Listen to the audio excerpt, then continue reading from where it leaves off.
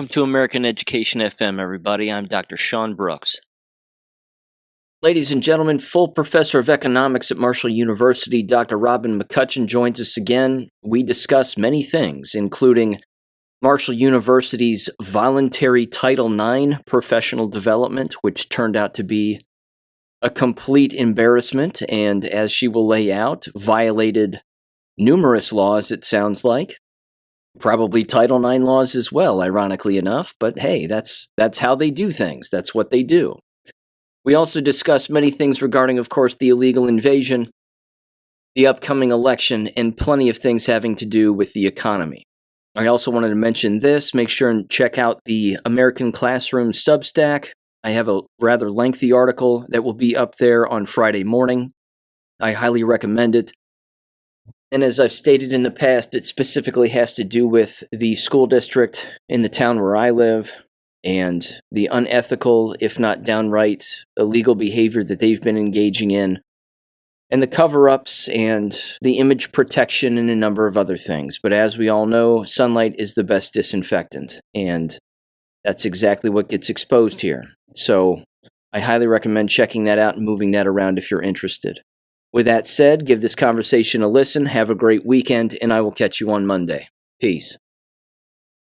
A lot's transpired since the last time you were on, and of course the last time we talked. So, where would you like to begin? Would you like to start with some Marshall updates and Marshall news? I read your Title IX fiasco shenanigans here, and it's rather interesting. Oh my gosh, the contortions those people go through. Well, first, why don't you go ahead and read the copy of the email that I sent you with the Dear Marshall community? Can do. Okay. It says, quote, I assume this was an email that went out to everybody, correct? It did on August the 12th. Okay. It says, Dear Marshall community, the Title IX office wanted to reach out and explain the current state of Title IX.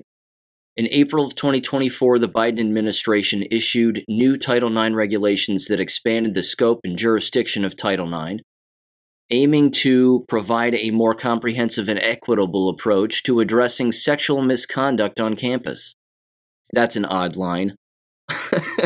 What does that even mean? Equitable approach to sexual misconduct, okay? I don't know. Yeah. It says part of those regulations required all employees to undergo annual Title IX training. In response to a past request from faculty to obtain Title IX training, the Title IX office worked to have the Association of Title IX Administrators, ATIXA, come to Marshall in person. Wow. On September 10th of 2024 to provide training and to provide online training on September 18th of 2024. It says, however, West Virginia was one of many states that filed a lawsuit to stop the implementation of the new Title IX regulations. A federal district court from Kentucky entered an order that included the state of West Virginia, stating that the Department of Education and the Secretary of Education are enjoined and restrained from implementing, enacting, enforcing, or taking any action in any manner to enforce the final rule. Unquote. As a result of that injunction, the previous regulations issued in 2020 are the regulations that Marshall will function under, and the requirement of annual Title IX training from the 2024 regulations is not enforceable. Nevertheless, the Marshall administration and the Title IX office highly suggest that all faculty attend the ATIXA training entitled Mandated Reporter and Regulations Update on September 10th of 2024 for in-person training, or on September 18th, 2024 via online training. We understand the importance of flexibility and hope these options accommodate your schedules. The training will be for 3 hours. As educators and leaders in our community, your understanding and adherence to these regulations are crucial in maintaining a safe and inclusive environment for all students and staff. Your role is not just essential but greatly appreciated. We sincerely appreciate your commitment to this training and your role in providing our community with a safe and inclusive campus, unquote. What a waste of time. Yes. Yes. Okay, so the way the story goes, this came out August the 12th, which was about the week before we had our first day of school. And then about on the 27th, so 15 days later, a couple of weeks, our college got an email from one of our associate deans saying, just a reminder of the Marshall University communication sent on August the 12th. The associate dean, when I pressed back on him, he said, I opted to use the language strongly suggest and did not use the word mandatory if you check. Hope everyone understands that. Do you think I still send out another communication? And I wrote him back and I said, I did note your words of strongly suggest, but some people could associate that with mandatory. Because we have a lot of people who are not, that's the delicate way to say this, they're not U.S. citizens, right?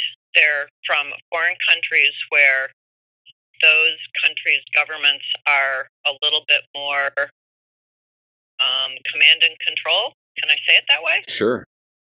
And so anything that the government suggested, it's an automatic mandatory, right? Right. So I recommended that he send out his communique again and clarified that the training was voluntary. So he did. There you go. And I thought that was very nice. So this is August the 27th. Then about, let's see, maybe less than a week later, we got an email, say on a Monday, and then an email on a Wednesday, and then an email on a Friday reminding us about this Title IX training. And then the next week, like the week right before the September 10th, we got an email almost every day. Wow. Which tells me that nobody was signing up for it. Right.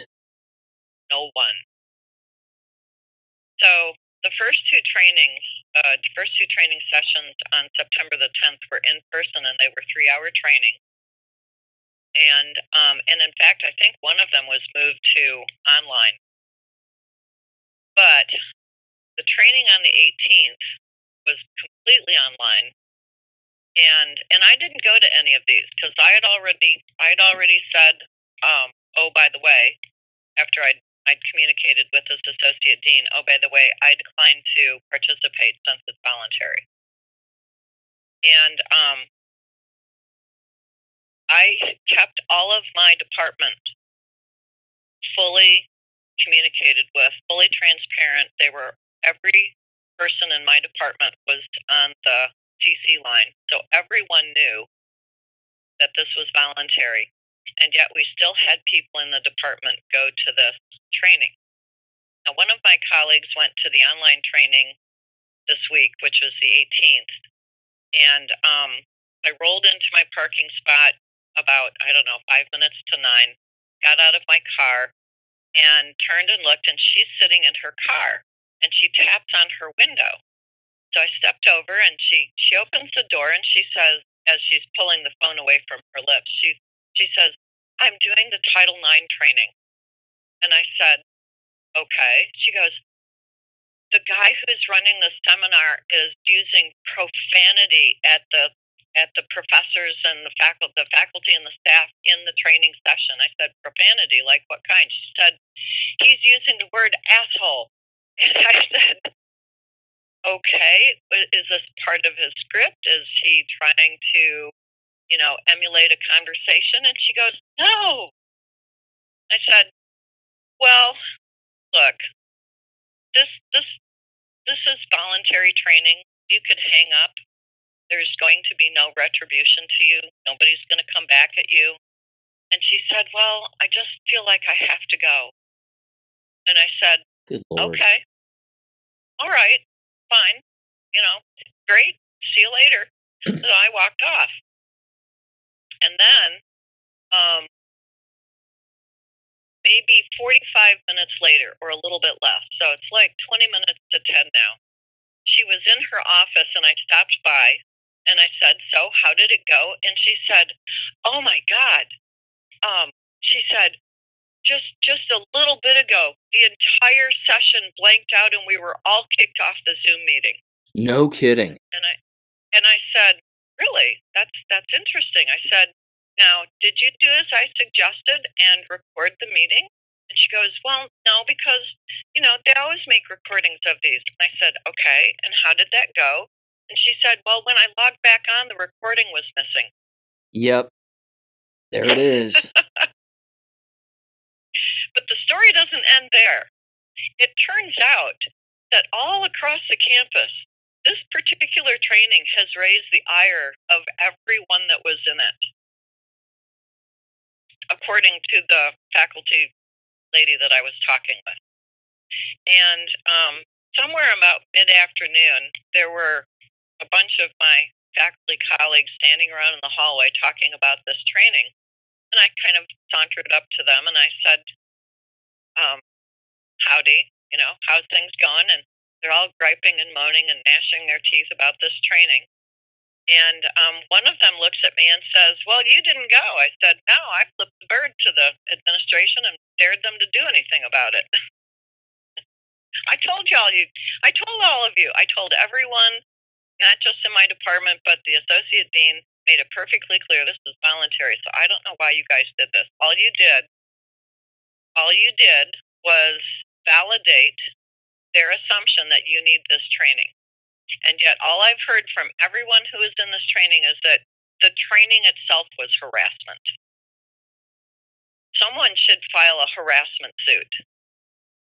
And I was told that one of the chairs of the department, a chair in a department in our college, who is actually a lawyer, was just spitting nails at this whole thing. He said, according to my colleague, that the entire session violated Title IX. I believe it. I believe it 100%. So again, you're talking about a presenter who is presenting on behalf of the Association of Title IX Administrators. Yes. Was this a foreigner? I do not know, because again, I was not part of the session. I guess I could question my colleagues. It didn't sound like whoever was presenting was a foreigner. In fact, I went to this site, the ATIXA site, and I clicked on their TNG strategic partners. And if you go and you look at the membership, there are no foreigners in that membership. So the people who run this organization, they're not foreigners. They're U.S. citizens. Just hard left-wing lawyers and presenters and whatever else. Well, none of their bios have their political leanings on there. But this is a fairly new organization. The TNG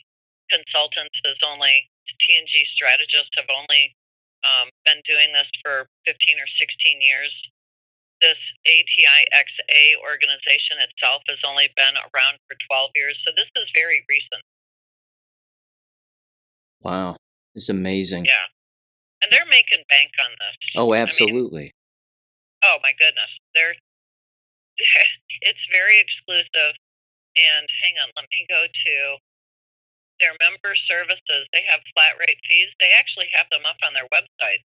Their flat rate fees for the super duper membership is $5,500 per year, and they've got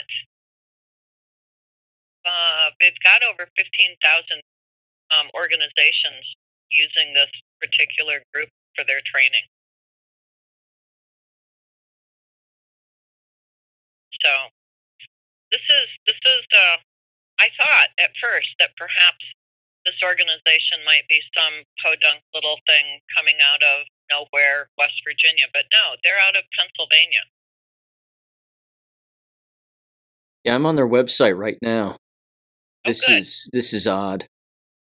Uh-huh. Certification courses. Yeah. K-12 schools, K-12 higher ed, workplaces and organizations. Good Lord. And one of the people in the small group of faculty and staff that I was speaking with yesterday, has a brother in the K-12 system in West Virginia. They took the exact same training from the exact same group, and supposedly it was the exact same presenter. So maybe he has a region that he services, Interesting. and it was just as bad as what my colleagues experienced yesterday. Do you have Whoever this person was talking out of school about how bad this or that other institution that he'd been at across West Virginia, how they were, I don't want to quote it, but the gist of it is that people in West Virginia are stupid. I took great offense at that. Sure. Even though I'm not a West Virginian. Right. Well, I wonder if it was this guy, Brett Scolo. It could be. I don't know. I'd have to go back and ask my colleagues. That's interesting. Yeah. Yeah. Yeah. What a nightmare. So I encourage my colleagues, especially this one who'd been so offended by the entire presentation. I encouraged them to gather together all the other faculty and staff from our college and push back on the administration. And one of them said, well, you could do this. And I said, I wasn't there. I didn't hear any of this. If I had been there, I probably would have put a comment in chat and registered my ire right from the beginning. And had I been there and been so offended, I would be leading the charge. But look, you guys, I'm not going to be here to save your ass all the time. You've got to figure out how to stand up for your own self. So go do it. Right. Rabbity scared looks all over the place. These people aren't going to do that. Amazing. I mean, it has to wait and see. Yeah. I mean, it has retribution written all over it. Again, using the words highly suggest in the email, and then, of course, you reminding them that has different connotations and meanings clearly to different individuals, but they're still data mining everybody. They still know who attended and who didn't. Oh, yes. Yeah.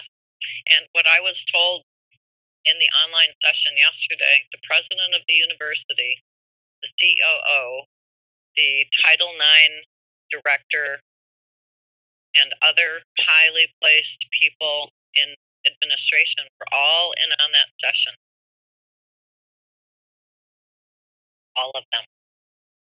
Yeah, you got to get a recording of that. I don't have a recording. I know, but if you can come across one. If I come across one, and I think that's why everyone is kicked off the Zoom meeting, because I suspect that someone made a comment in chat about, hey, you have overshot the line of harassment in this very meeting. And this is a guess on my part, because my colleague had said someone had just put in chat something to that effect, and the whole meeting went blank. And when they came back, the recording of the meeting was gone, because they all had to go back to this ATIXA website to log in back to the Zoom meeting. So there was just enough time, unless you had it hot linked, there was just enough time to get rid of that recording. Well, if you get the name of the presenter, then I guarantee we can find at least, if not that recording, then a similar recording from another presentation that they've given. Because if your friend openly said that the presentations are generally the same tone, same message, same whatever, then finding another recording of these individuals would be relatively easy. Just see if you can't figure out the name of who the actual presenter was. I'll poke around and see what I can find. Yeah. Yeah. So I was highly entertained. I mean, like I said, back in August, I decided, highly recommended. Well, I'm not going. And I let everybody know this is voluntary. You don't have to go, and they can't come back on you. And the fact that they did this anyway, even with the injunction, that's that's that's telling. Yeah. So. Yikes. But again, it's not surprising. This is what, you know this, of course. This is what these environments do. They bite off more than they can chew. They play political games, in particular in environments where it's already law that they're not implementing all of these, nonsense, I'm pretending to be a girl so I can play in a girl sport kind of thing. But they still participate anyway, and it always blows up right in their face. And they just don't understand that this happens every single time, that they are literally putting themselves in legal danger by just simply participating and not knowing what these presentations are going to sound like. Right. And that it could be used against them. I mean, honest to God, Robin, these environments do not learn. Well, they're not really designed to learn, are they? Clearly. Yeah. But even from their own basic mistakes, and these aren't mistakes, I mean, these are big screw-ups. Yeah. Well, everyone that I spoke with about this training said that it was geared toward how to protect the university from being sued. It was not geared towards how to protect the victims of sexual harassment, for example, or any kind of harassment. It was none of the presentation was geared towards how do we help the victim. All of it was geared toward how do we save the university from being sued, which tells me the university is being sued somewhere. Someone's got a lawsuit against this place, and they're trying to cover their bases. Sure. I'd say at least one lawsuit. Probably more. Yeah. So, anyway, I figured you'd be highly entertained by that. Oh, of course. This kind of political training never works out. It just never works out. And again, all the outsourcing that the business of education does, even K-12 education, always does the same thing. And again, one of the things I mentioned in a previous episode, and I briefly brought it up with Frank, was that this House bill that's been written here, and it's still in basically various subcommittees. It's not even hit the House floor by any stretch, let alone the full committee in any capacity. But it has to do with holding school teachers, librarians, and outside agencies, like quote-unquote professional development outside agencies, from, of course, using or suggesting that teachers use or schools use pornographic material for instruction. As you would expect, all of the gay books and the sexually explicit cartoons and images that are inside of those books and things of that nature.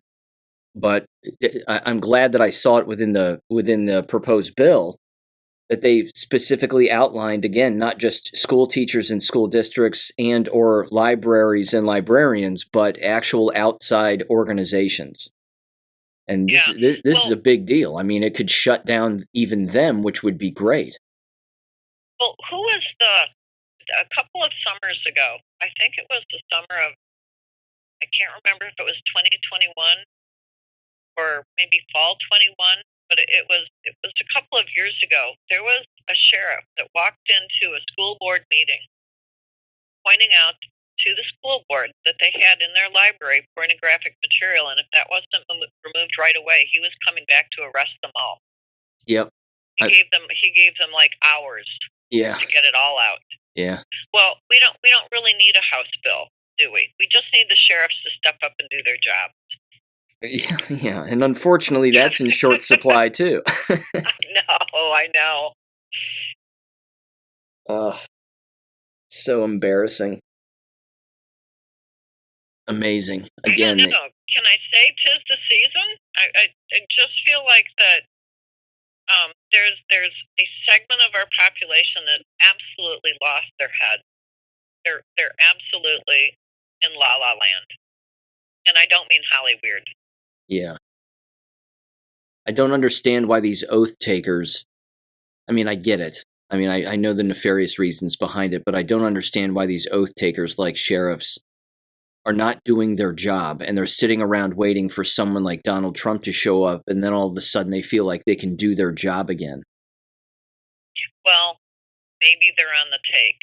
I mean, because I listened to what you were talking with Frank about your local county sheriff, basically sitting on his ass, and I listened to your most recent um, podcast where you were talking about him, and I thought, and there's another useless idiot. Right. I mean, if somebody digs into his financials, what are they going to find? Well, they're definitely going to find COVID kickbacks. I mean, the entire sheriff's department, very early on, I recall them saying, or they at least made a public statement saying back during the mask wearing fiasco that if someone was kicked out of a store for wearing a mask, or they called the sheriff's department and they wanted somebody to leave because they weren't wearing a mask, they would ask them to leave, but they weren't going to arrest them or detain them. Something along those lines, right. Because, of course, it's private property, and if they don't want you there, then you're trespassing and all this other stuff. But, again, that I don't know why that would put him or anybody else in the good graces of the community, so to speak. Because, again, he has a biological weapon running around the county, and he has ample evidence that this is a problem and that it's killing people. But the reason he's not acting on it is because he's taken COVID kickbacks from grant money. Right. Well, I think I told you the story that we had a vice president of, I want to say she was in academic affairs way back in the fall of 2021, as the fall semester was beginning. She had gone to the Marshall PD police department and demanded that they arrest anyone on campus that wasn't wearing a mask, and they said, no, we're not going to do that. And she got pissed off, so she went down to the Huntington Police Department and demanded that they do the same thing. And they said, we're not going to do that. She ended up leaving at the end of the semester. She retired for health reasons, which I thought was amusing. Yeah, no kidding. And she didn't have any health reasons. Well, yeah. her health problem is between her ears, I'm afraid. Or maybe she had one too many jabs. There you go. That too. But yeah, so I mean, but look at what, just as an example, look at what the mayor of Springfield is now saying. He's begging Donald Trump to not show up in Springfield to do a rally. And I'm sure you've dug into this yourself and found that the mayor of Springfield owns something like 63 rental properties, and he himself is renting cots to these patients for $200 a month. Is he also getting some kind of money from the state and federal government covering rooming expenses for these patients? I mean, just a quick back of the envelope calculation, just on the $200 per cot per month, and he's shoving 20 to 25 Haitians in every abode that he owns. He's netting at least $3 million a year. What a great gig if you can get it, right? And it's all grift. It's almost like extortion. Yeah, it's money laundering too. Yeah, it's awful. These horror stories of almost like. Yeah, right.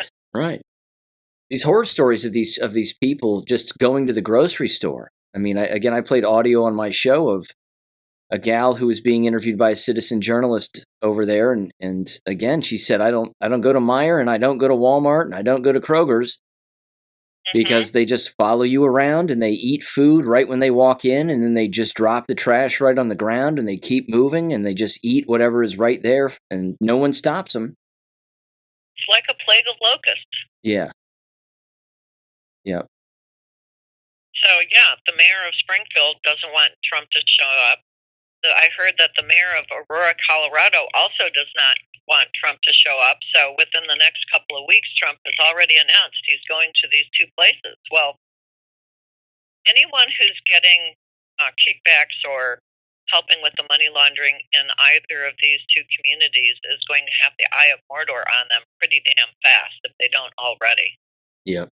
And I am so surprised that the citizens of Springfield haven't just showed up at City Hall and demanded that everybody resign. Although I did hear that a recall vote is going around for the mayor. But, you should do the whole city council, too. There's more people in Ohio in local and state levels that need to be recalled that it boggles the mind. Yeah, there's just how many of these people are crooked. So overwhelming.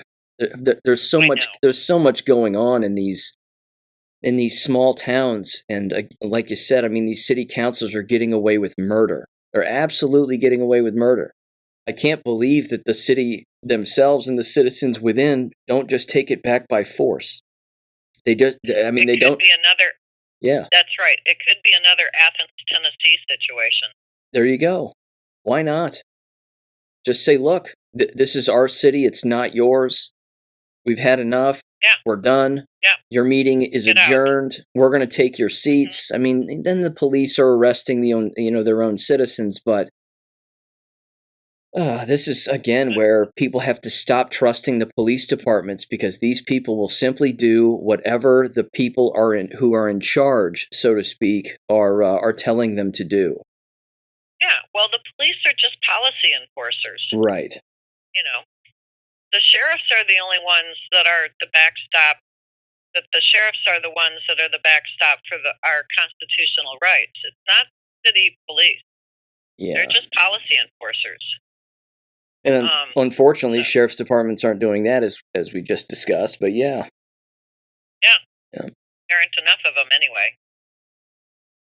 I'll tell you what. Let me get your take on a couple of things in the same wavelength here. These are subjects that I've brought up on the show, but I'm curious as to what you think about this. There was a 4chan post, if I'm not mistaken. Certainly, I read it on the show, and I thought it was very thought-provoking, and one of these things that I think needs to resonate with people, which is that one of the major reasons, too, not just money, for bringing in all of these illegals within a small town or even a city, but city councils are using these people to basically foment as much chaos as humanly possible and bleed the system dry and destroy the general area, and certainly intimidate locals and regular citizens in a number of things. But the post was basically alluding to not only, of course, that all of this is on purpose, which we know that, but that they're using these illegal aliens as a means of a sort of private police force or secret police in a way to, again, create chaos, and then basically throw their hands up as city council members and sheriff's departments and say, well, we're not responsible. We didn't break the law. We didn't do anything to you. We didn't create any problem here. These are these individuals, and maybe they're just having a hard time assimilating to our culture and blah, blah, blah. But again, this is, I mean, we know this is on purpose, but utilizing the low IQ foreigner to basically destroy lawful citizens' property and belongings and way of life. I mean, this is, again, it's government's own secret police without government's hand really on it to some extent. Certainly not on the enforcement aspect of it, but of course they're funding all of it. What do you think about all that? Well, you can't see the hand that's operating it, right? So it's like the invisible hand puppet operator. But if this is what's really going on, and it seems to me that it is, it's not just a secret police force, but it's intimidation tactics. And these city councils are trusting that their citizens are too cowardly or timid to speak up or speak out or stand up and take a stand against what's going on.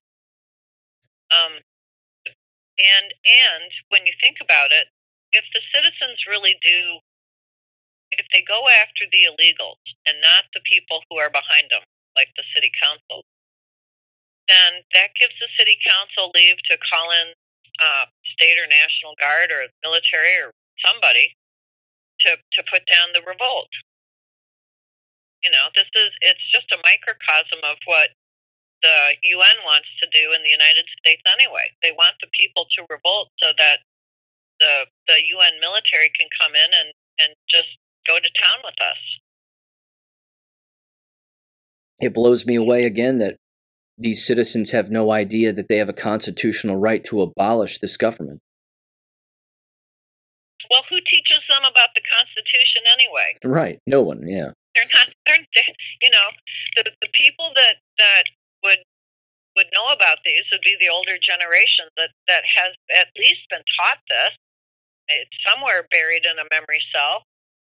But again, I think these city councils are taking their lives in their own hands, because it's not going to take but a small percentage of the population of every city to walk over to City Hall and demand the resignation of every council member there, lock the doors, and say, okay, now how do we get rid of these Haitians or whoever? But, that requires some courage and bravery on the part of the citizens.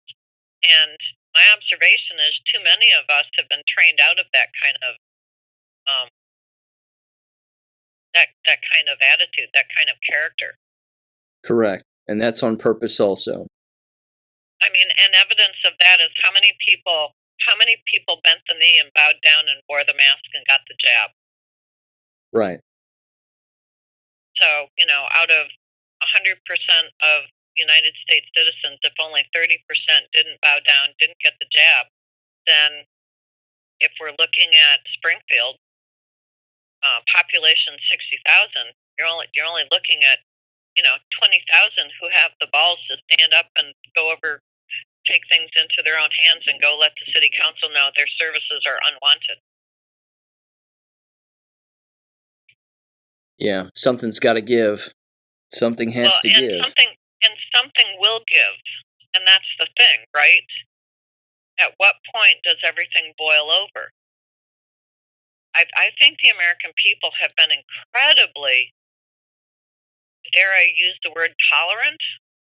Yeah. With all of this bullying and pushing around and harassment that we've suffered under the various aspects of our government, local, state, and federal.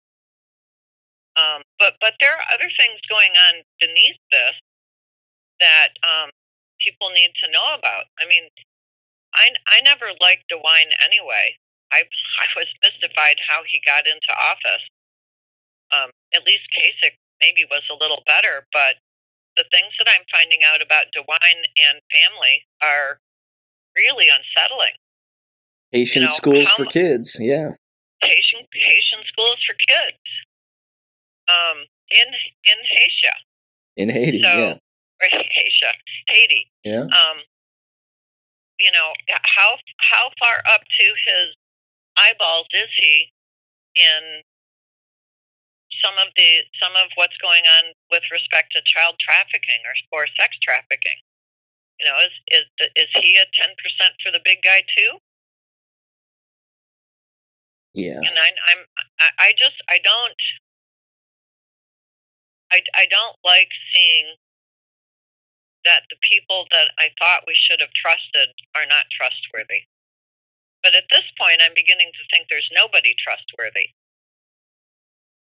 Even in my little small town council, I'm not convinced that anybody is trustworthy. Yeah, everybody's playing it rather close to the vest, but at the exact same time, depending on the kinds of plans and the things that they're managing, they will openly tell you what their plans are. Much like here in the town where I live. I mean, I've probably mentioned this to you before, but the town of Oxford accepted a plan to implement what they call a transportation hub. So they took this giant parking lot on the south side of town, and they've basically erected this huge transportation hub that they claim is for buses and bicycles and electric vehicles and blah, blah, blah. Now, of course, I think this is going to be really funny when the entire thing goes up in flames, because they've got too many electric vehicles in there, and when one of them bursts, they all burst, and there's not a fire department on planet Earth that can put them all out. I mean, you just let those bad boys burn. But the agreement was apparently that there is this checkbox, or this giant checklist, rather, of parameters that towns and cities can follow or have to follow if they want what is, of course, perceived to be sanctuary status. And the neighboring towns and cities, they basically were all given this opportunity to house one of these transportation hubs, and they all said no, but not Oxford. Oxford City Council. How much money are they getting for this? Exactly. Well, I mean, it's a ton of cash, but it's for illegal aliens. I mean, the moment that the building started going up and the moment that they broke ground on it, you had left wing and right wing politicians all with their shovels in their hands, and these people would never communicate with one another about anything ever. But if they're all in on one thing, it's human trafficking and money laundering. And wow. This is going to get ugly. And as I told my audience, I mean, this right here, Oxford, Ohio, is going to turn into an absolute shithole in no time. And frankly, as I've mentioned before too, when you drive around this town, you see people who do not belong here.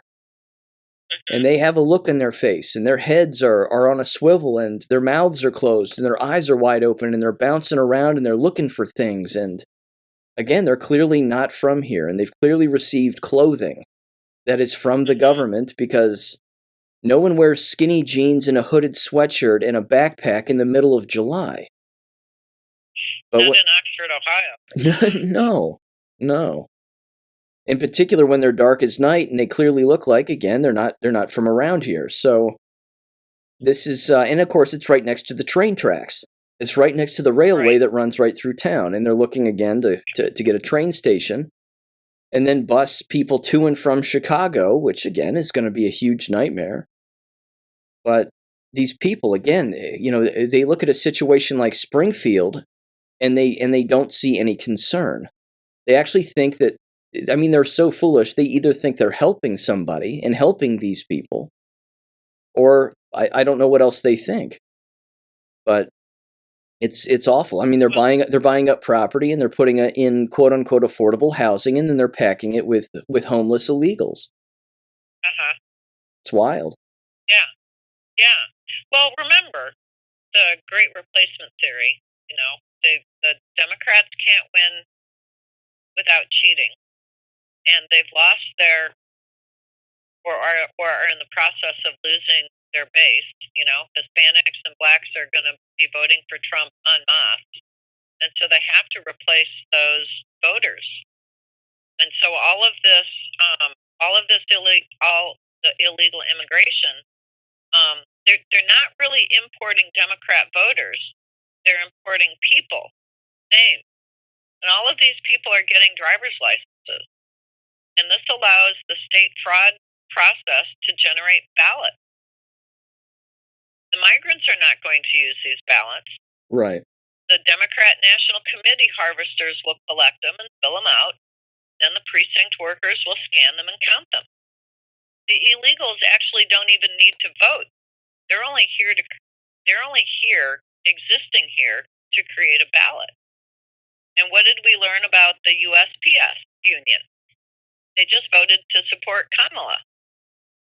So, how comfortable am I to send in a mail-in ballot when I know they're just going to steal it? They're going to steal it. Yep. They're going to replace it with a vote for Kamala, and we're all screwed again. Yep. I mean, it's a giant vote ballot harvesting operation, in addition to being money laundering. I mean, there's so many threads to this web that it's mind-boggling. Let me ask you this too. This was the sort of second theory that was bouncing around, and again, I mentioned this on my show, and again, I'm interested in your take on this. But the individual who posted this online, they were starting a discussion about it, and they essentially said that once the Trump administration takes over, or whoever it is that takes over, that if they start rounding up illegals, that once they start rounding up a few of them, that the rest of them will just willfully get in line and self-deport themselves. And I heard that, and well, I have thoughts on that. But what do you think about such a thing? Do you think that that's exactly what would happen? Do you think that these people who are doing what they're doing the way that they're doing it as being illegals here will just self-deport? Now, I don't know who posted that, but that's ridiculous. Yeah. To think that they're all just going to be like sheep and get in line and go, oh, okay, well, you caught us. I guess we're going back. No. No. These people are here to fight. Yeah. That's a ridiculous statement. I don't know how many brain cells they put behind that one, but that's just preposterous to think that millions of illegals are going to line up, admit that they're here illegally and allow the U.S. government to deport them back to whatever country they came from. Yeah, I think the numbers. But it does make you wonder how they're going to how the U.S. military is going to track all these people down. No kidding. No kidding. And I don't want. Unless they've low-jacked them, put a little RFID chip in their neck like we do our little animals. I don't know how they're going to find them all. I have a theory on that, but well, you've heard about the pagers and cell phones blowing up over in the Middle East, right? Yes. I'm not suggesting that would happen here, but if every illegal was given an Obama phone, maybe they can be tracked that way. I don't know. Maybe they can track them through their EBT cards. Yeah. Yeah. I don't think these people are basically going to go out quietly. I think that the numbers that they used in this thread is that they basically said, well, there's 40 million illegals. So if there's 40 million illegals and you round up 20 million of the worst of them, then the other 20 million would just self-deport. And again, I don't think so. No. I thought to myself, you have to be kidding. They're going to try and fade into the woodwork so fast it'll make your head spin. They're going to try and disappear in this great big giant country. No doubt. Yeah. No, that's fantasy thinking. To think that, we're going to deport 20 million and the other 20 million are going to line up to go home too. Yeah. Piffle. It's amazing. But again, even back to Marshall, this kind of thing I think is fascinating too, because Miami University, of course, would almost have to do the exact same thing as along with other colleges and universities, because of course many of them, as we've discussed before, are giving even free tuition because their enrollment numbers are so low. So hell, I can't think of a better person to give free tuition to than a legal alien. Right. I mean, if they want to, who's going to pay for that? Well, exactly. Yeah, we are. Money's going to come from somewhere. Now, I think I said on your show a long time ago, and I don't remember which show it was, but I think I said something like, I'm beginning to think that all of these institutions at pick a level, pick an institution, I think they're all involved in money laundering some way, somehow, in some form. I think there's so much grift out there that it will make your mind spin. When we finally actually get our fingers on how much money laundering is going on out there in the world, even just in our country, it's going to make your head spin. And you're going to wonder how you never saw this. Yeah. I mean, it's what it's what they have to be doing. They have to be doing that because, again, at face value, as we've discussed before, it just doesn't pass the eyeball test. I mean, if you drive around this campus, for example, at a average bus stop, when I was attending this college as a student back in the early 2000s, there would be at least 24 students standing around at a bus stop. Now there's like 5, maybe. Again, I understand that there's numerous reasons why that's the case: low birth rate, expensive college, et cetera, but I just don't know how they can actually stay afloat. And then, of course, they're still building new dormitories, and even on Miami University's campus, they're erecting a giant hotel right next to all the sports stadiums. And I'm saying, who's this for exactly? I mean, who are they? Who are they anticipating coming here and filling up these vacant rooms? Right.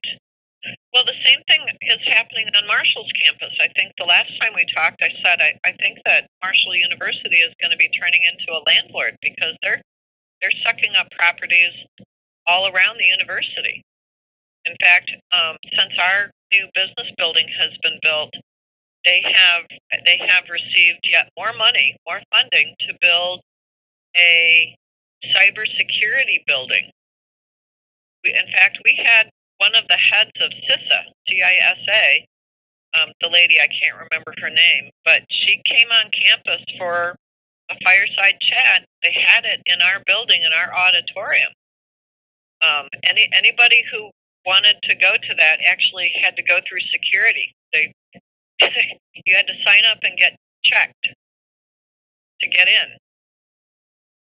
Literally, security checks. Wow. Like background checks. But they're building. Marshall wants to become the cybersecurity college of almost like Silicon Valley East. They're putting an awful lot of money into building out the western edge of campus. They're going to put in new buildings. They're going to put in a conference center. They're going to put in a hotel. All in the 2 or 3 blocks that are directly west of the campus. So they're building. They're collecting apartment houses. They're collecting some of the older houses next to campus and turning them into flats. And I don't know who they think is going to be renting out these rooms because we don't have enough students. We're not a residential campus. And when you think about the numbers of high school graduates in the state of West Virginia, there are approximately 8,000 high school graduates every year. Marshall's getting about 2,500 or 3,000 of them. That's really not enough to fill out the ranks. And even though our enrollment, our head counts haven't gone down precipitously, they've declined enough that that administration is doing some mighty funny head counting. I think I explained it last time. Yeah. When I was on your show, they're not counting the head individually. They're counting the head for a student who's taking face-to-face classes is then counted again if they take online classes or hybrid classes or high flex classes. I mean, one student could get counted 3 or 4 times. So how many students what is the actual physical body count of students on campus? We're not getting a straight answer. So where is the money coming from to keep the university going? I don't have an answer for that. It has to be foreign countries. It has to be either China or someone. I mean, someone's forking over a lot of money to keep this university going. Yeah. Or a bunch of someone's. And I'm sure the money to keep the university going is not coming out of the foundation. No, or alumni associations, no chance. Or the alumni association, no way. Yeah. We just don't have that many rich alumni. And the rich alumni that we do have are all business graduates, which is why the business alumni threw a hairy hissy fit when one of the previous presidents decided that, we're not going to build a new business building, and the business alumni got together, which is basically the entire foundation base for where they get their money. And the business alumni got together and said, well, we're not giving you any more money then. Run it without us. Well, okay. Well, I guess we'll build this business building then. Oh, good. Thank you very much. And speaking of that, I mean, is the new business building, as you stated, I think the last time you were on, and certainly a few times, isn't it still working, or at least leaning toward being an online instruction kind of place? Oh, yeah. Yeah, the push for online is greater now than it was back in January. In fact, um, what I've recently heard, and it's not really even tales. What I've recently heard is that every classroom, if it's not being occupied, is going to be they're going to start renting them out. Renting out the classrooms. Yeah, to organizations to use Oh for my like God. presentations and such. A week or two ago, I walked into my Friday morning classroom, and I'm the only professor in the entire building that teaches a class on Friday. The only professor. So out of 9 or 10 classrooms, there was a group of people sitting in my classroom, and they had their table of morning snacks all set up, drinks and pastries and such. And I walked in, and I looked at the people, and I'm ready to teach, and class is going to start in 15 minutes, and one of the VPs of the university was sitting in the chair, and he got up and he came over and he said, "Well, what are you doing here, McCutcheon?" And I said, "I've got class in 15 minutes." He goes, "Well, we were told we could use this classroom." And I said, "And I'm telling you to get out, because I'm using this classroom in 15 minutes. You got 8 or 9 other classrooms you can pick." And I was not pleasant. He just sort of flustered away, and I looked at him and I said, "Not going to happen." I kind of nodded my head over towards the door, and I said, "Pick any other classroom. None of them are occupied because I'm the only professor teaching on a Friday morning. There's nobody else in this building on Friday." So I kicked them out. Good. And they just I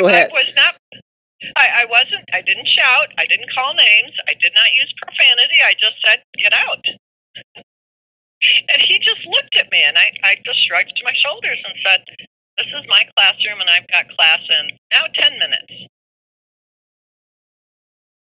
So they got up, they packed up their stuff, and then they sent in the Sodexo people. Sodexo is the group that does all of the food for the events on our campus, and they sent in the Sodexo people to clear out the snackies. Well, and as my students were coming in, they were taking their share of snackies, and I was like, "Works for me." Of all the rooms to pick. Yeah. Yeah. Yeah. Nice little intimidation move there, perhaps? Maybe, but it didn't work on me, because they said, "Well, we were told this room was empty." And I said, "It is, right up until now. And I've got class at 10. Yeah, that's awesome. And he says, "Well, I've got a presentation at 10:30. I said, "There's a very lovely classroom just around the hallway where your presentation will look even better than it will in this classroom." Amazing. Yeah, it was. I don't know. I don't know what he expected me to do. Move my classroom? Not teach class? Yeah. No, they knew you had class in there.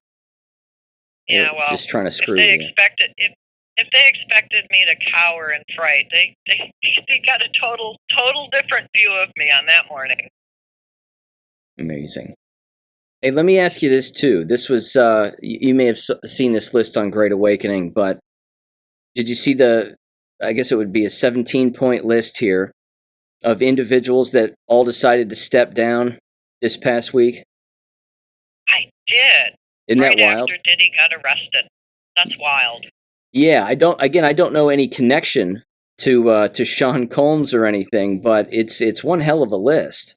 Mind if I just kind of read through it real quick here? Oh, please do. Let's see. It says, again, there's 17 of them. Number 1, I'm going to get these names wrong, so my apologies, but Kevin Lyles, it says, quits Warner Music Post. It says number 2, Eric Pryor, Pennsylvania Academy of the Fine Arts president, is stepping down after 3 years. Number 3, Rutgers president, Jonathan Holloway, announces resignation. Number 4, Martha's Vineyard and Nantucket Steamship Authority General Manager Robert B. Davis announces his departure next year. Number 5, longtime bishop, no way I get that right, Girton Boys lacrosse coach, Chris Cameron is stepping down. Number 6, Bay City Mayor Kathy Newsom, something like that, stepping down. Number 7, congressional candidate LaMonica McIver stepped down from her post as president of the Newark City Council. Number 8, Allison Green, the head of the Tisch School of Arts, is stepping down. Number 9, high-ranking Medical College of Wisconsin executive Dr. Joseph Kirschner to step down. Number 10, Mike Foster, president of Nexian Travel Group Canada, and a 45-year veteran of the travel industry, says he plans to step down at the end of this year. Number 11, JD Sports Fashion Pick announces Susie Williams, non-executive director and chair of the company's I'm going to get that word wrong. My apologies. Some committee is submitted her intention to step down, apparently. Number 12, what is this? MagoPay's CEO, no way I get that name right, is also stepping down. Number 13, Chief Federal Prosecutor for Middle Tennessee, Henry Leventis, is stepping down. It says 14, MFA Director Matthew Tettenbaum is stepping down. Number 15, Darren Lehman leaves Heat, Queensland coaching roles for commentary stint, apparently. Number 16, AAP Chief Arvid Kurzweil stepped down as Delhi CM. And number 17, University of Texas. Here we go. University of Texas Health Houston President Giuseppe, whatever his last name is also stepping down. So, yeah. Watch the resignations. Sounds like just the beginning. Sounds like maybe Diddy's trying to cut some deals so he doesn't get the gallows. Yeah. Imagine the tapes that he has of endless people. Well, right. And plus, wasn't he friends with Epstein? Yeah, I believe so. Isn't he friends with Kamala Harris and Hillary Clinton and other bigwigs Oprah. round about town? Yeah. Oprah? I mean, I'm sure that Diddy's list overlap with Epstein's list significantly. Yeah, they would have to. They would have to. Right. So, I mean, this is coming out, I think, my personal opinion is the arrest of Diddy is, and the name dropping of all the people associated with him is the kind of the softening up of the NPC sheep, the normie sheep, so that when the stuff comes out about Epstein, they kind of nod their heads and go, well, yeah, that makes sense because Diddy was friends with Epstein. You know, the only way to stop any of this is for exposure to happen. It's a little bit like being part of Alcoholics Anonymous. You can't do anything until you admit you have a problem. We got lots of problems, and all these problems need to be brought to light so that people can look at them and say, okay, what are we going to do to fix this? Because we can't fix what we don't know about. Yeah. Or what you won't admit. Yeah. Exactly. I don't know. It's going to get interesting. It's going to get fun. I think the next 6 or 7 weeks coming up to the election are going to be a roller coaster of emotional ups and downs and big reveals. Remember the 5th of November. So, absolutely. I told my cat the other day not to worry. We were voting for Trump. She was safe. No one was going to eat her. That's good. She got real worried when we were talking about all the cats and dogs getting eaten up. Yeah, you gotta put the cat at ease. No doubt about it. Well, you know, I am a food slave, so you know, I attend to all of her needs. Well, I think the next obvious place to go is the economy. I mean, sure. I don't think we can avoid it. All of this other talk has been highly entertaining, and I'm not sure that I've got any good news for anyone, especially since Jerome Powell Jerome Powell reduced the federal funds rate by 0.5% yesterday. Yeah. And his statement made me laugh. His statement was, quote, "The U.S. economy is in a good place, and our decision today is designed to keep it there," unquote. 0.5% reduction in the federal funds rate really isn't going to do that much for the economy, except, I mean, it's not going to do anything good, but it will allow for more inflation. So, if you thought your grocery prices and gas prices weren't high enough now, just give it about a month and a half. Yeah. I mean, this, in my opinion, this was a totally political decision. Oh, sure. And I know the Fed likes to say, "Oh, we're not influenced by politics." And my general response for the last 20 years to that has been bullshit. Of course you are. Yeah. So, it's just going to make everything go haywire. And the European Central Bank cut their rates 0.25% about, I don't know, a week and a half ago. So they're in big trouble too. And what a lot of people don't know about is that the BRICS consortium, the Brazil, Russia, China, India, South Africa consortium, is having a big meeting next month.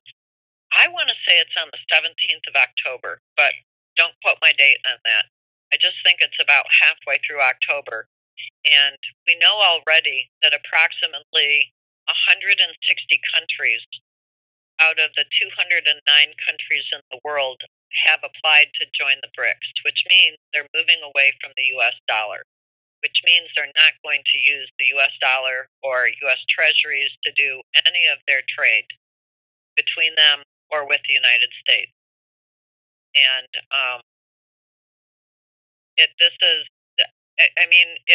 if a 0.5 basis point cut in the federal funds rate doesn't send inflation sky high, then countries around the world not using our dollar or our treasuries for trade with each other or with us, that's going to push inflation right up through the roof. I mean, we're talking Weimar Germany kind of inflation in the not too distant future. Not tomorrow, not next week, but certainly we'll begin seeing it after the election. It's my prediction. Let me ask you this too. This is something that I think about, and I think about you when I come across one of these stories, or I hear Donald Trump talk about this. What did you think the other day about him discussing cryptocurrency? And again, giving these quick speeches or these quick talks. And again, he was on X the other day in a space talking about apparently this particular kind of cryptocurrency. I mean, what is your approach on that when he starts bringing this up?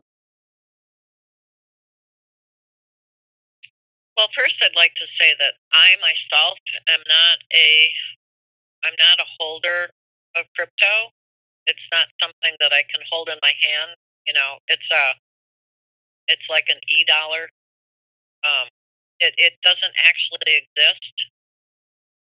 So it seems to me, from my point of view, to put your faith in cryptos is slightly misplaced. But yeah, I have a feeling, because I've heard President Trump talk about that the federal government has something like 250,000 Bitcoin that they're going to be using as a strategic fund, what was the name he gave that fund? It's like the strategic oil reserve, only it's going to be a strategic crypto reserve.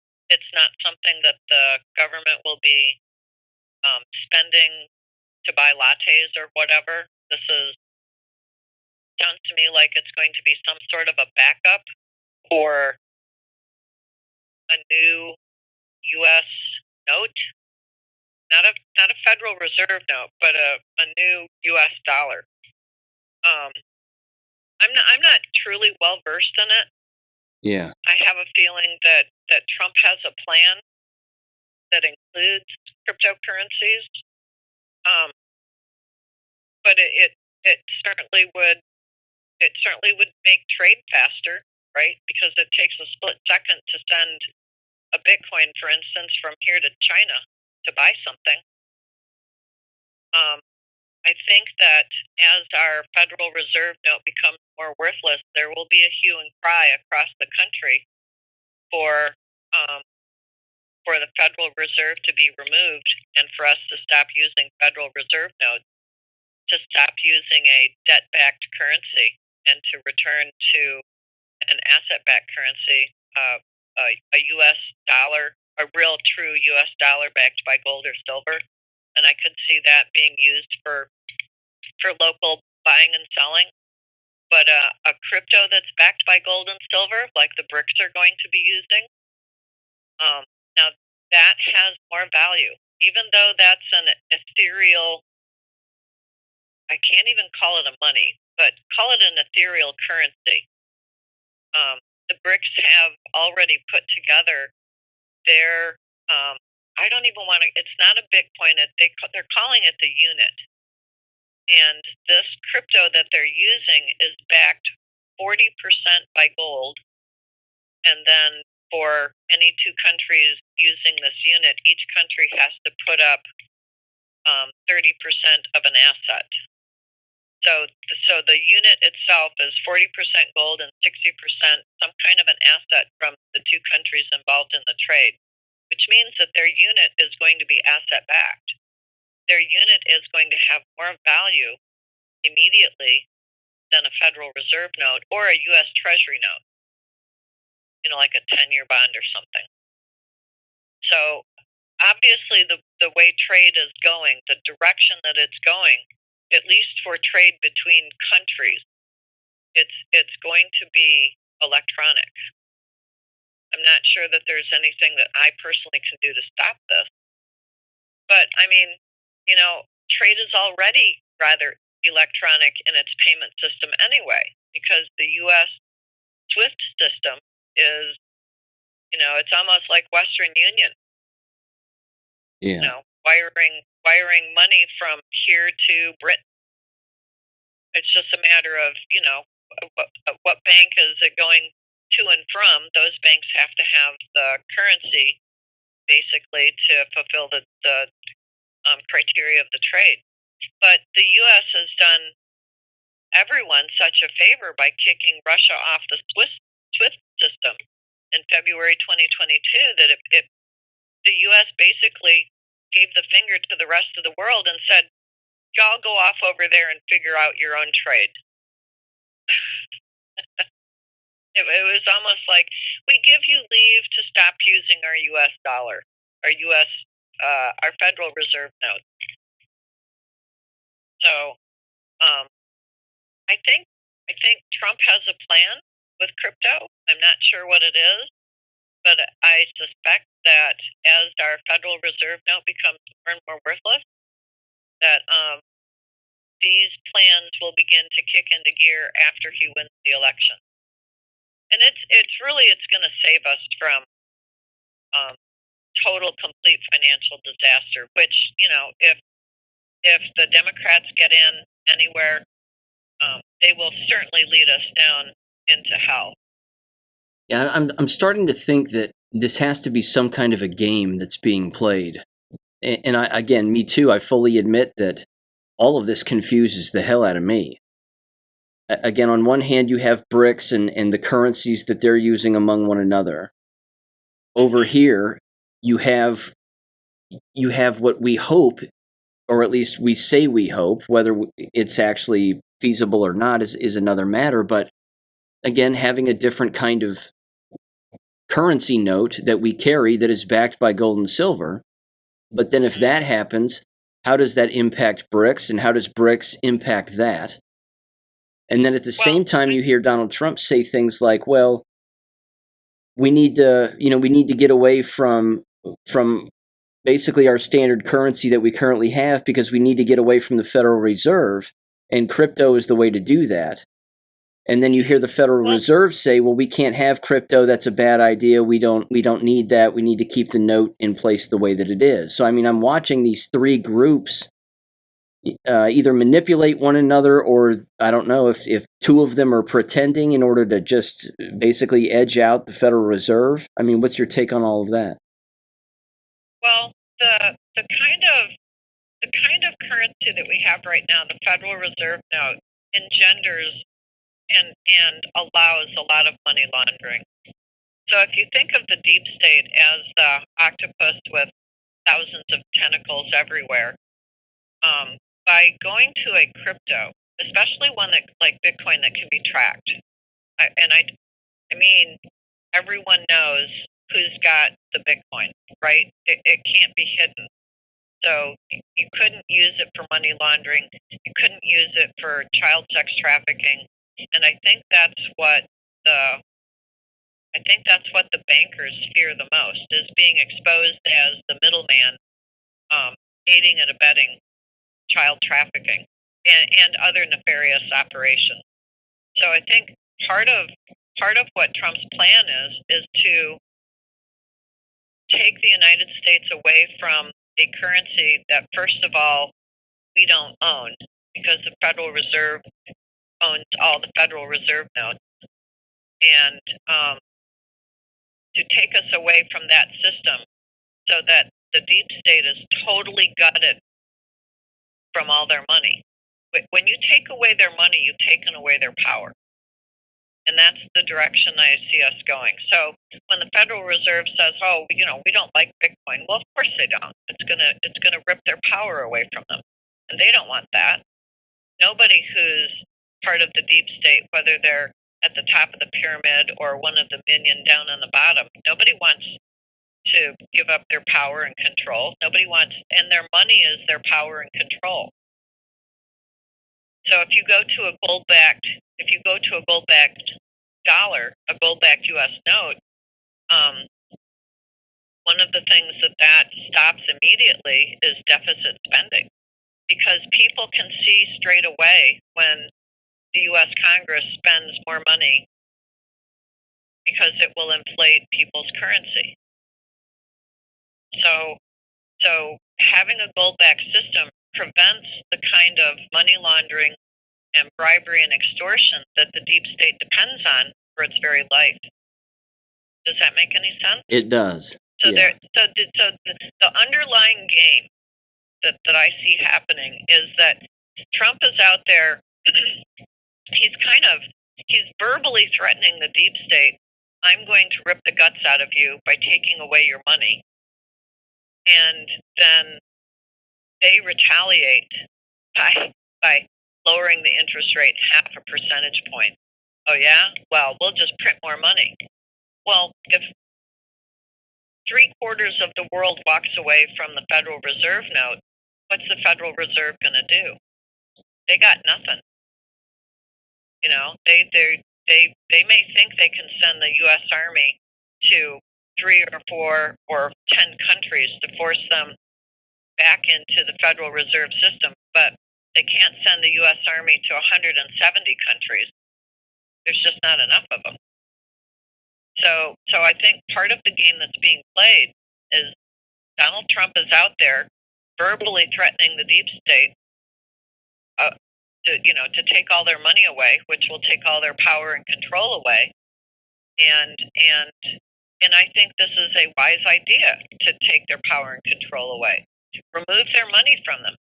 Stop letting them have the ability to print without end. And that'll go a long way towards halting a lot of the shenanigans that we sit back and we go, we thought you legislators were on our side. No, they're on their side. Donald Trump is a threat to their democracy. We don't have a democracy, we have a republic. But it's a threat to their mob rule, which is what a democracy is. So, underneath all of these things that Donald Trump is saying is a true threat to the deep state's very lifeblood. and he's gonna drain them of all their blood. They don't have much longer to last. They really don't, which is why they're acting out so much. So that's my take on Trump going out there. Yeah, it is. It's like a chess game.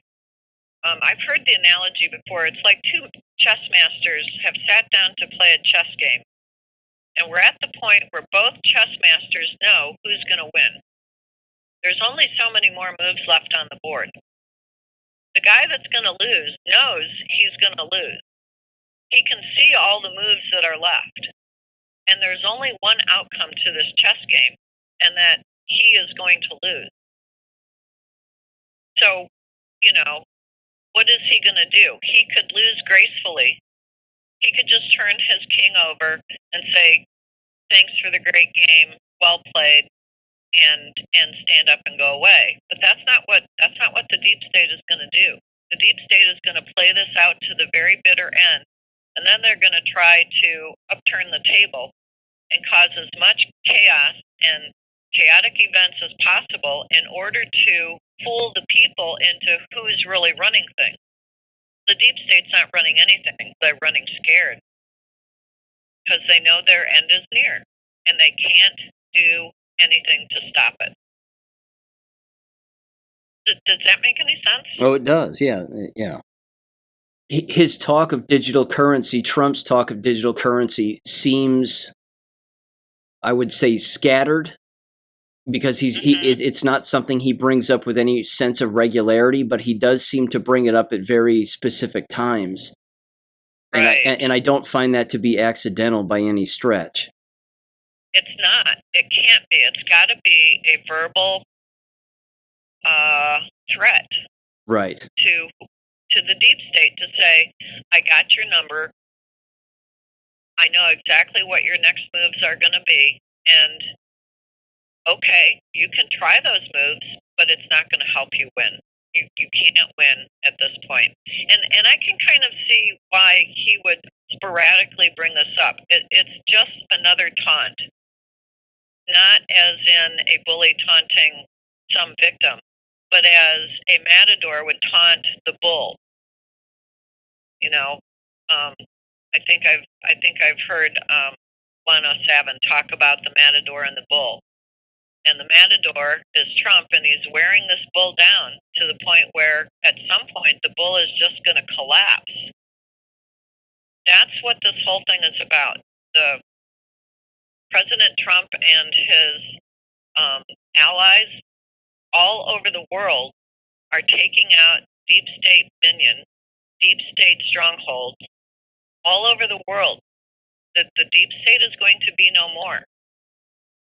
They have well and truly lost. It's just a matter of time before the last of them are, wrapped up into a nice, neat little bow, and they're hauled off to the various Gitmo camps where they'll either spend the rest of their lives at the spa or they'll be eliminated from the earth. There's nowhere for them to run. Unless they can get off planet Earth, there's no place in space they can go. Although, maybe Musk could send them to Mars. But this is the foregone conclusion that anyone who has associated with the deep state, anyone who's part of the grift, anyone who's part of the money laundering, the child trafficking, the sex trafficking, any kind of nefarious activity is going to be rooted out. Root branch. It's going to be gone. And that's why Trump says there's a whole new world that we're going to show you. A world without this evil that has infiltrated every single institution and government, federal, state, and local, in every single country. It's going to be gone. The kind of world that we're walking into will be a world where very little evil exists. We're going to have to adjust ourselves to a new way of thinking. We won't have to be so much on the defensive of trying to survive. But it will be a world where we will have to have compassion for each other and be willing to extend an olive branch of peace. We're going to have to be able to work together. And, that's going to take some practice. It's not like we've had a whole lot of practice at this. Most of the time through human history, most of human history has been spent a very few struggling for survival, living in misery and poverty and dying young. Well, what happens when the system that forced us to live that way is gone? It's a whole new world coming at us, Sean. And we're almost there. Yeah. It is going to be interesting, whatever it is. Again, you can see the pinch, certainly at the public school level. I mean, these school boards themselves are losing their minds, and they're consistently complaining as they continue to run out of money because the states are not giving them the amount of money that they used to give them. Right. And I don't think that's accidental either. No. And we talked about a few sessions ago where the federal government was sending all of the education stuff back to the states, and we sort of puzzled about how this would roll out. Well, we both agree that the K-12 system and even the collegial system is just a gigantic communist system. That has to fall. It cannot survive. It can't survive because there's no way for it to survive without the constant grift and money laundering, which means we as local communities will need to come up with another way of educating our children. You have promoted Abeka.com, which I'm sure gives you no money for promoting them. Mm-mm. And I have many students who come through my classrooms who have used the Abeka system, and they're brilliant students. Let me put it this way: they're more well educated, so they seem like they're more brilliant students compared to the students who come out of the K-12 system.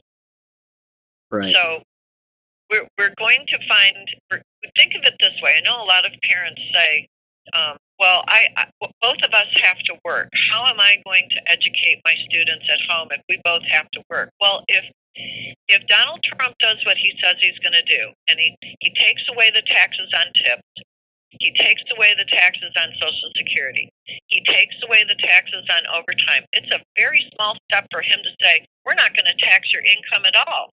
All the money that you earn, you're going to keep. And we're going to back that money by gold, which means inflation will be zero. Because that's what's happened in the past. If people will go back and look, our inflation rate is zero when our money is backed by gold. Well, now you don't need both parents to work, do you?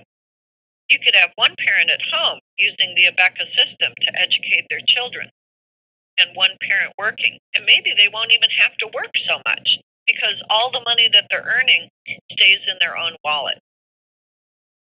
And when these school systems collapse, what do you think property taxes are going to do?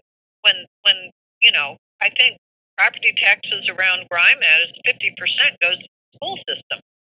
Well, that's 50% of a property tax that doesn't have to be taken from me. That's right. Now my property taxes are lower, right? Yep. And with no inflation, that means that my gas prices are lower, my food prices are lower, my utility prices are lower. Now all of a sudden, a four-person family, mom and a dad and two kids, can live very well on one income. So anything that is designed as a communist system will fall away because it cannot possibly survive without the grift and the money laundering and the bribery and whatever else keeps it going. Which means that we don't have to have school board. Your school board is going to be mom and dad. Yep. I would love for that to be the case. No doubt about it. It's coming. Yeah. It has to come because we know these systems cannot last. And if you corner a school board member and you start needling them about what is my money going toward, they're going to start getting really nervous because they know themselves they can't tell you. And if they do know, they're not going to tell you. So, I mean, it's a whole different world that's coming at us. And we still have a little way to go to wake up whatever portion of the country is still asleep, which I think means we're going to have some more chaos. Because every time something rocks, like P. Diddy getting arrested, that wakes up more people. You should have seen my students in class. They were like, "This is astounding." And I'm kind of standing there nodding, going, "Pretty cool, isn't it?" They're like, "I never believed it." And then, of course, in the same breath, you'd have other students kind of looking at them sideways, going, "Oh yeah, you didn't hear about this? I did." So in my own class, there are people who have been awakened out of their sleep because P. Diddy got arrested, and all of a sudden it turns out he's a nasty SOB. Yeah, that's good. So, yeah, I mean, so we're going to get there. We really will. Some patience, and patience is not. I am not a patient person. I really am not. But we need some more patience. We've got, 7 weeks-ish? 49 days to the election? Is that right? About. Yeah. It's not far away now. And if you listen to Martin Armstrong, he was interviewed by Greg Hunter on USA Watchdog just a couple days ago. He said that his Socrates program has estimated Kamala Harris's polling support at 10%. 10%, which means every poll we're looking at that's put out by any group, mainstream media or otherwise, is a fake. You can't trust the poll. And every political campaign has their own internal polling. They know exactly, or pretty close to exactly, what the temperature of the country is. I mean, that's why the Democrats keep going after Trump. If he wasn't winning, they wouldn't give a shit. Right. They wouldn't bother him at all. There would be no attempts on his life if he was losing even 50-50. So, there was J.D. Vance did a quick interview with Tucker Carlson wherein he talked about the internal polling. Now, he clarified, he said, Trump and I, we don't know exactly what Kamala's internal polling is showing them, but we know they're really worried about it because we talk with the journalists that they talk to. Yeah, I saw that. That was really interesting when he was describing that. I saw a clip of that, and he was talking about how basically they just ask the same group of people over and over again the same kinds of questions, but just at a different time based on something that's being reported on in the news, whereas other pollsters, of course, are asking new random groups of people at different times about, of course, they live in different places, but it's not the same with the other side. Right. Well, I think the polls that are the clearest are the ones that you see out on X, formerly known as Twitter. And I've seen lefties put out polls. The Krasenstein brothers have put out polls. Who will you vote for? And it's coming up 60, 70, 75% for Trump, with 6 or 7 million votes. Million, not 4,000. With an error of plus or minus 3%. No, we're talking. I think those are the polls that you look at and you go, okay, that one strikes me as closer to the truth than the stupid poll I just saw at Fox News that has them 50-50. And I think that's twofold. Because remember, the media's job is not to tell you the truth. The media's job is to fool you. Yeah. Yeah. I think that's true. So yeah, sorry, go ahead. Go ahead. No, I was just going to say, I think those Twitter polls are twofold. I think that, of course, it is used to basically show the American people how real polling can be done and what real individuals actually believe and think. But at the exact same time, if you think about the long game, I've said on the show that I think that this is also being done to basically create digital proof for potential future litigation over the election. And that they would use this information and say, well, these are verified accounts. These are real people. These are not bots. And they're consistently saying this. So why is it that it would be this high in this direction and yet this was the alleged result. Right. Well, I think at every turn, the Trump team are taking away the Democrats' avenues for cheating. At every turn, they're taking away all of the different ways the Democrats would cheat. Yep. Now, I'll grant you, there are some states who have they're still doing Democrat shit. You know, they're still going to allow mail-in ballots. Well, if most of the states don't do that, or most of the counties don't do that, then you would see fantastical numbers coming out of the few counties that the Democrats could use to cheat. You know, it would get ludicrous really fast. And Trump has come out and said, all of you who are going to cheat, you better cease and desist, because when I win, I'm coming after you. And election fraud is treason. There's only one punishment for treason that I know. Yeah, and that right there. We're going to need a lot of rope. Yeah. Yep. And that's what we're going to have to see. That's what the American public has got to see. Exactly. I completely agree. We have to see people paying the ultimate penalty so that this crap never happens again. Yep. Ever. Yeah. We've got to have free and fair elections, or we've got nothing. We've got no country at all. But I think we've had enough time over the last nearly 4 years for a good majority of the country to be shaken out of their sleep, to realize what communism looks like right up in our face. I mean, it's everywhere. You can't avoid it at this point. Let me give you an example.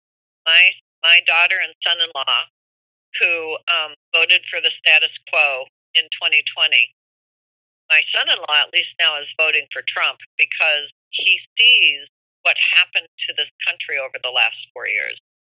Now, I can't say which way my daughter will fall off of this fence, but even they are feeling the pinch of inflation, and they are looking around and going, what the hell is going on? You know, it's not something that I tried to tell them. I really did. I tried to very gently inform them and educate them, you know, just as much as I felt like I could get away with without pissing them off over the last 4 years, literally very gently. And that's not usually my style. And, but, you know, you can't tell people. Sometimes you just have to show them. So fine, live in communism. See you like that? Want some more of that? Vote for Harris.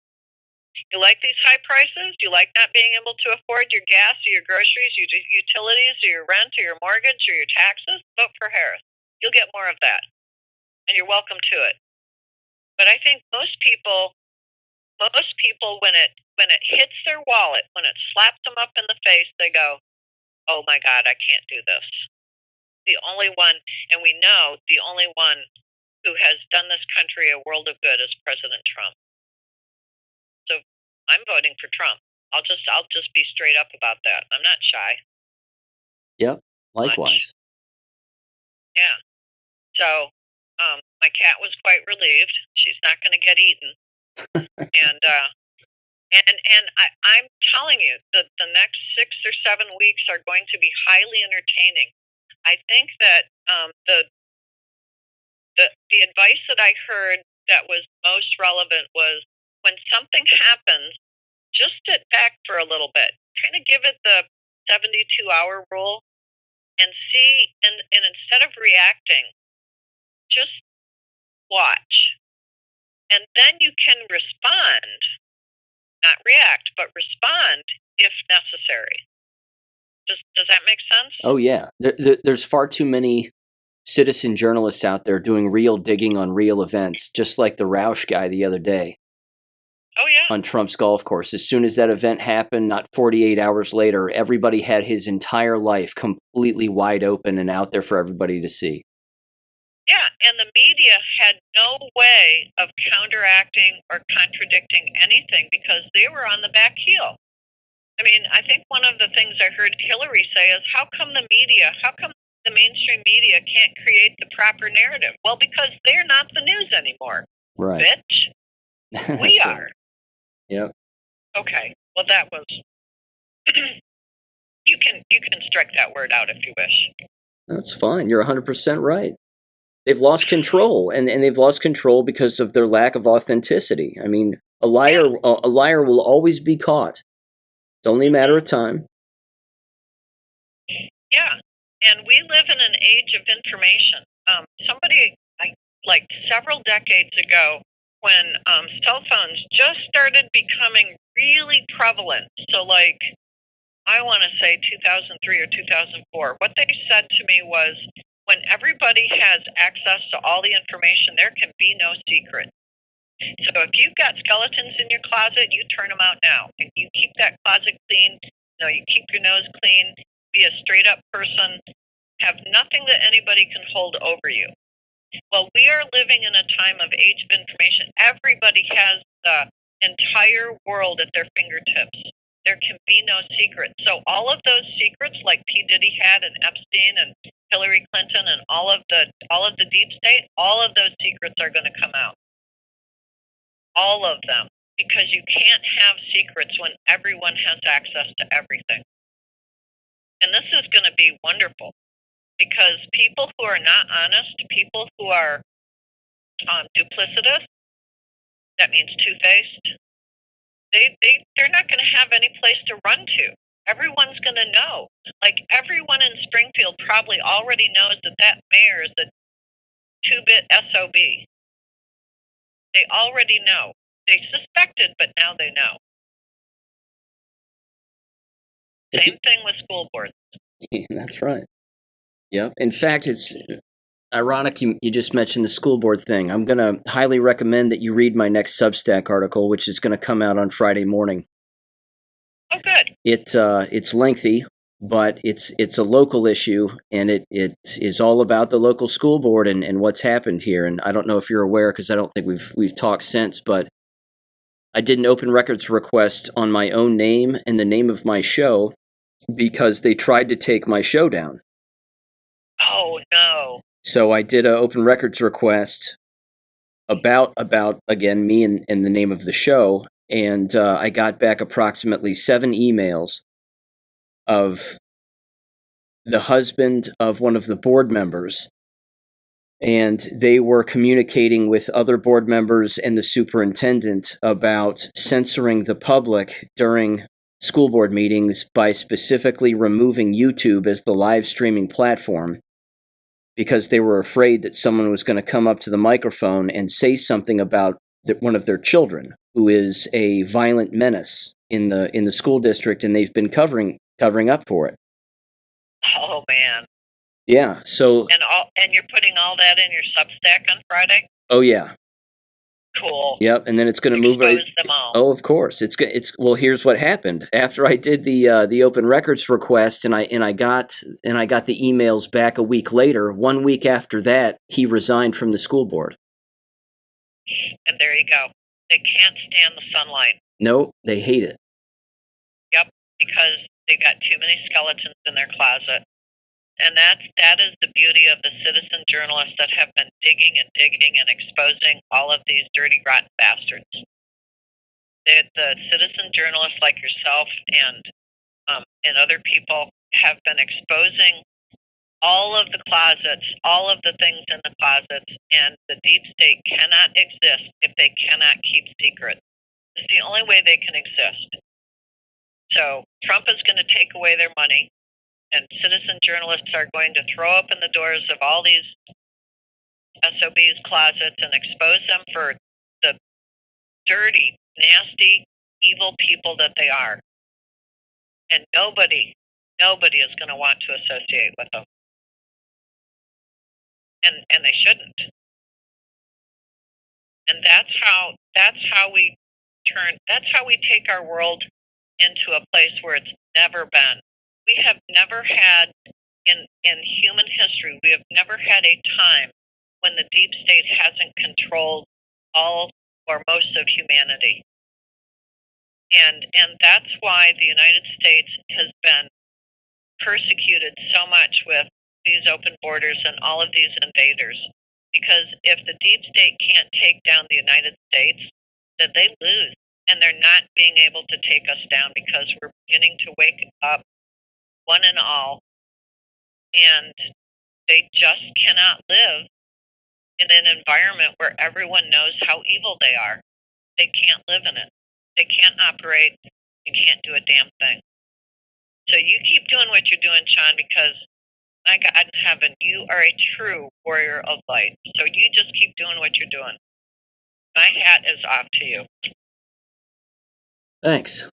I'm using the opportunity with this article too to lay out all of the documentation, the codes of conduct, the reporting forms, everything that these parents can do and hold any license holder accountable for, again, violating their contracts and a number of other things. But it's not an accident that these school districts don't tell parents about their rights and the things that they can do to hold them accountable. I mean, they purposely keep them in the dark, and then they lie about it, and then they pay themselves bigger salaries, and they think that they can get away with it. So that's coming to an end here.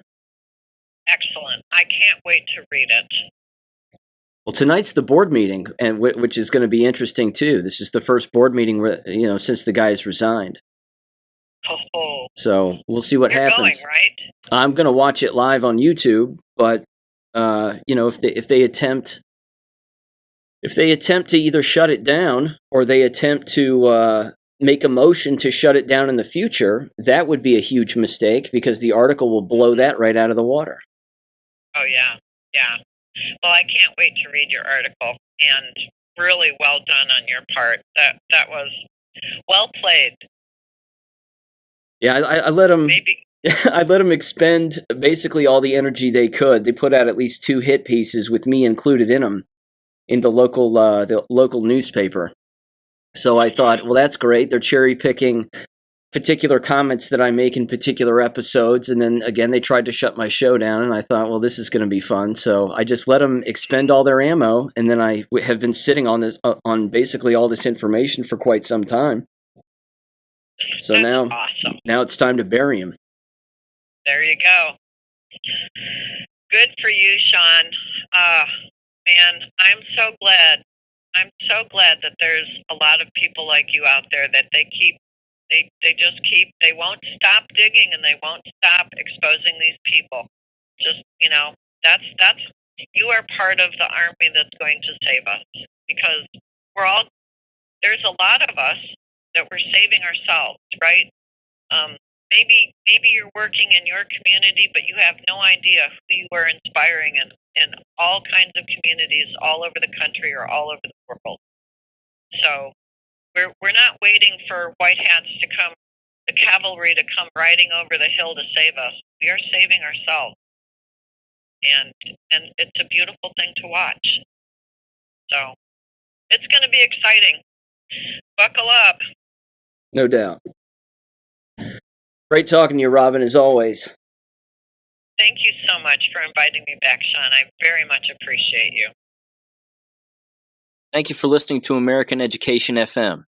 Make sure and check out AmericanEducationFM.com for more information. Take care and God bless.